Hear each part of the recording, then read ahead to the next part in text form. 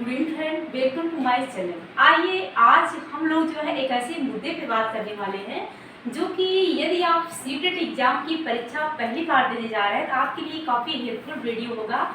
यदि आप सीटेट की परीक्षा में पहली बार बैठने जा रहे हैं या फिर आपने सीटेट का एग्ज़ाम दिया है पर आपका दुर्भाग्य से क्वालिफाई नहीं हुआ है, तो मुझे लगता है कि हमने जो ये वीडियो आज हम बनाने जा रहे हैं आपके लिए काफ़ी हेल्पफुल होगा। पूरी वीडियो को फुल वॉच कीजिएगा, ये मत सोचिएगा कि देखिए बहुत से बच्चे होते हैं जो कि सिर्फ पढ़ाई करते हैं, लेकिन किसी भी एग्ज़ाम को क्वालिफाई करने के लिए सिर्फ पढ़ाई करना काफ़ी नहीं होता है। आपको ध्यान रखना होता है कि हम ऐसा क्या करें कि हम सबसे अलग और सबसे अच्छा कर सकें, और उसके लिए आपको कुछ चीज़ों पर ध्यान रखना होता है जिसका कुछ रणनीतियाँ ऐसी होती हैं जिसके माध्यम से आप परीक्षा को बेहतर तरीके से और बहुत ही आसानी से बहुत कम समय में क्वालिफाई कर जाते हैं। तो बहुत बच्चे जैसे कि किसी भी एग्ज़ाम को क्वालिफाई करने के लिए सबकी अपनी एक पढ़ने का हर बच्चे का अपना तरीका होता है और सबकी कैपेसिटी भी अलग होती है, सबके समझने का भी जो है तरीका अलग अलग होता है। तो कहीं ना कहीं जैसे कि अगर हम बात करें कि आप सीट एग्जाम में फर्स्ट टाइम बैठने जा रहे हैं और आपको कुछ भी नहीं पता है, यानी कि आपने अभी हाल ही में बीएड या बीटीसी कंप्लीट किया है और आपको ये नहीं पता है सीटेट का एग्ज़ाम कैसे होता है, तो उसके लिए आपको सबसे पहले क्या करना है। सबसे पहले आपको जो है स्टडी मटेरियल जो है इकट्ठा कर लेना है। स्टडी मटेरियल आप इकट्ठा करेंगे कि आपको सबसे पहले ये डिसाइड करना है आपको प्राथमिक लेवल या जूनियर लेवल परीक्षा एक साथ तो नहीं देनी है या फिर आप एक एक परीक्षा को एक साथ देंगे। वैसे अगर आप मुझसे राय चाहेंगे तो मैं ये कहूँगी कि दोनों परीक्षाओं को आप साथ बिल्कुल आसानी से दे सकते हैं, क्योंकि जो 30 नंबर की आपकी हिंदी आती है और 30 नंबर का संस्कृत, 30 नंबर की साइको, यानी कि 90 नंबर का जो अंक है हमारा सेम होता है। हम प्राइमरी लेवल की परीक्षा सीटेट कर दे रहे हैं या फिर जो है अपर प्राइमरी लेवल का, तो कहीं ना कहीं जो है मुझे लगता है कि 90 नंबर का तो सेम पेपर आने वाला है, जहाँ पे थोड़ा सा लेवल जो है हाई हो जाता है हमारा माध्यमिक लेवल का, बाकी चीज़ें वही होती हैं। बाकी इसके बाद अगर हम बात करें कि प्राथमिक में आपका 30 नंबर की इन्वायरमेंट हो जाता है और जो है 30 नंबर की मैथ आती है, तो यहाँ पे 30 मान के चलिए कि इन्वायरमेंट हो गया और 30 की मैथ हो गई, 30 की मैथ, ये 30 मान के लीजिए हिंदी हो गया, हिंदी, और ये हो गया आपका सीडीपी और ये हो गया आपका संस्कृत, संस्कृत या फिर जो आ गया आप इंग्लिश, जो भी आपको लेना है। तो यदि आप जो है उच्च प्राथमिक लेवल की परीक्षा की तैयारी करते हैं तो सेम तो 30-90 नंबर का आप लोगों का सेम होता है दोनों में, प्राथमिक और प्राइमरी दोनों लेवल में। ये आप अगर जो है प्राइमरी, हम कह रहे हैं प्राइमरी लेवल का एग्जाम देने जा रहे हैं तो आपके लिए 90 नंबर का सेम मिलता है। प्राइमरी में आपका 30-60 नंबर मैथ विभाग में जुड़ता है, जबकि यदि आप जो है अपर प्राइमरी लेवल की परीक्षा देने जाते हैं सीटेट एग्जाम की, तो उसके लिए आपका 60 नंबर का जीके का आ जाता है, 60 नंबर का जीके क्वेश्चन, यानी कि टोटल 150 इतने मार्क का पेपर होता है, जहाँ पे क्वालिफाइड मार्क्स सबको पता है कि जनरल का 90 अंक होता है, 90 अंक, इसके बाद 82 अंक जो होता है आपका एससी ओबीसी अलग कैटेगरी का। तो ये सब चीज़ें तो बेसिक चीज़ें हैं जो कि सभी बच्चों को पता है। हम बात करने वाले हैं सीटेट एग्जाम को क्वालिफाई कैसे करें। सीटेट एग्जाम को क्वालिफाई करने के लिए सबसे जरूरी ये है, पहला टिप्स आपके पास है, सीटीईटी परीक्षा का सिलेबस जो है आपके पास होना चाहिए और सीटेट एग्जाम जो है पैटर्न को आप अच्छी तरह से समझें कि किस तरह से सीटेट जो है परीक्षा में क्वेश्चन को पूछता है। आपके अंदर सीटेट की समझ होनी चाहिए, किस तरह से सीटेट एग्जाम में क्वेश्चन पूछे जाते हैं। तो ये हुई बात, सबसे पहले आप जो है सिलेबस को, आपके पास सिलेबस होना चाहिए और अकॉर्डिंग टू सिलेबस आपके पास अच्छी बुक्स होनी चाहिए, यानी कि स्टडी मटेरियल आपका अच्छा होना चाहिए जहाँ से आप एक बेहतर स्टडी करके स्कोर कर सकें। दूसरी चीज़ क्या है कि आप जो है आप अपना एक हैंड नोट जरूर बनाइएगा। किसी भी एग्ज़ाम को क्वालिफाई करने के लिए हैंड नोट जो होता है बहुत हेल्पफुल होता है।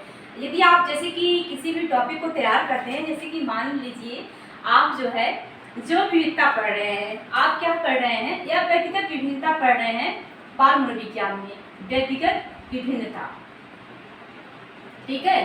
तो यदि आपने किताब से पढ़ा, ठीक है, अच्छी बात है, लेकिन आपने अगर किताब से एक हैंड नोट्स तैयार किया कि जैव विविधता की विशेषताओं के बारे में, जैव विविधता का पहला मॉडल किसने दिया, जैव विविधता के प्रकार कितने हो सकते हैं, इन चीज़ों को एक अच्छा हैंड नोट्स तैयार किया, तो जब आप नोट्स तैयार करते हैं कहीं ना कहीं उस समय आपको 50% आपको उस माइंड में वो टॉपिक जो है फीड हो जाता है। और जब आप रिवाइज करने बैठते हैं, अगर 2 बार रिवाइज करते हैं, फाइनली वो टॉपिक आपका तैयार हो जाता है। तो कहने का मतलब ये है कि आप हैंड नोट जरूर तैयार कीजिएगा। दूसरी चीज़ क्या है, तैयारी पूरी करने के बाद मॉक टेस्ट अटेम्प्ट जरूर करें। आप जो है अगर सिलेबस को जब कंप्लीट कर लेते हैं तो मॉक टेस्ट जरूर दीजिएगा कि आपका जो है कितना तैयार हुआ है, और उसके लिए आपको प्रीवियस ईयर का जितना भी क्वेश्चन पेपर है उसे सॉल्व जरूर कीजिएगा। यदि आप प्रीवियस ईयर क्वेश्चन पेपर देखते हैं तो कहीं ना कहीं इससे ये होता है कि प्रीवियस ईयर का, जैसे कि हमने यहाँ पे लिखा है प्रीवियस ईयर का क्वेश्चन पेपर, तो प्रीवियस ईयर क्वेश्चन पेपर देखने से आपको ये पता चलेगा कि आपके परीक्षा का पैटर्न क्या है, परीक्षा किस तरह से परीक्षा में क्वेश्चन हुए जा रहे हैं। और आप जो है जैसे कि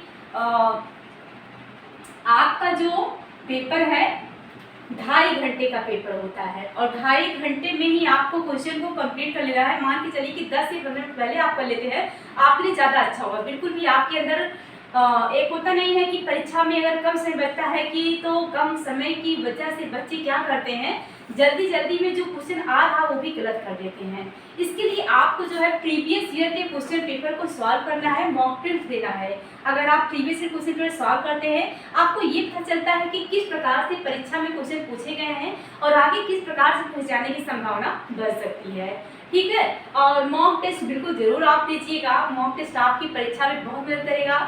आप जो है कम समय में कैसे अपने पेपर को हल कर लेंगे, इसके लिए ये बहुत आसान जो है तरीका है मॉक टेस्ट देने का।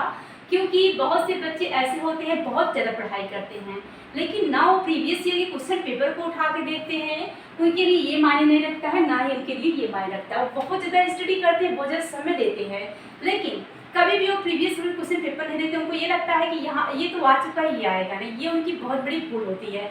यहाँ से सीख मिलती है कि परीक्षा में किस प्रकार से क्वेश्चन पूछे जा रहे हैं, किस प्रकार क्वेश्चन आने की संभावना है। दूसरी चीज़ क्या है, आप जब परीक्षा 2.5 घंटे का क्वेश्चन लेके बैठते हैं, अगर सॉल्व करते हैं, तो आप वहाँ पे अपना एक अंदाज़ा लगाते हैं कि ये 2.5 घंटे का जो क्वेश्चन आया हुआ था उसे क्या हम 2.5 घंटे में कर पा रहे हैं या नहीं कर पा रहे हैं। यहाँ पे आप अपनी एक जो है अंदाज़ा लगाते हैं अपने समय को अपने टाइम को मैनेज वहाँ पे आप करते हैं। फर्स्ट दिन आप पहले दिन अगर आप पेपर को सॉल्व करेंगे, हो सकता है आपको 3 घंटा लगे। दूसरे दिन करते हैं, हो सकता है 2 से 3 मिनट पहले आप कर लें। तीसरे दिन आप जो है मॉक टेस्ट देने बैठते हैं, हो सकता है आप 5 मिनट पहले कर लें। इसी तरह से आप 2 महीने, कम से कम कितना, आपको 2 महीना एग्ज़ाम से पहले अपनी पढ़ाई के साथ साथ आपको 2 नहीं तो 1 जरूर फाइनली 150 क्वेश्चन आपको डेली अपडेट करनी है।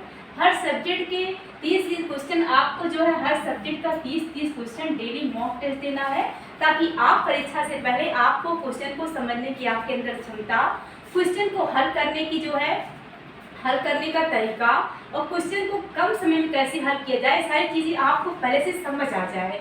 नहीं तो आप बहुत तैयारी के साथ जाते हैं और परीक्षा हाल में आपको इतना प्रेशर हो जाता है कि सीटेट जो है जो क्वेश्चन पूछता है वो कहीं ना कहीं लॉन्ग क्वेश्चन होता है और आपका आंसर भी लॉन्ग होता है। आप वहीं पढ़ते रह जाते हैं, आप जो है आंसर ही नहीं ढूंढ पाते हैं।